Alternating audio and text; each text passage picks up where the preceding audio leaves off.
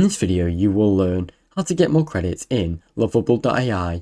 Go to the account settings or plan billing section, go to the Lovable dashboard and click on the profile or workspace name, then navigate to the plans or billing section. Review your current plan or credit allotment. Check how many credits you get per day or month under your current plan. Choose a higher pay per plan. Select a plan that offers more monthly credits, such as a pro or business. Complete payment or upgrade process. Enter your payment details and confirm that you want to upgrade your plan so you will get more credits. Use the free daily credits if available. Even on free plans, you may receive a small number of daily credits. Make sure to use them. Monitor credit usage and rollover. Check your usage dashboard regularly to track how many credits remain. Whether unused credits roll over. Now you know how to get more credits in Lovable AI. Thanks for watching. Don't forget to like and subscribe.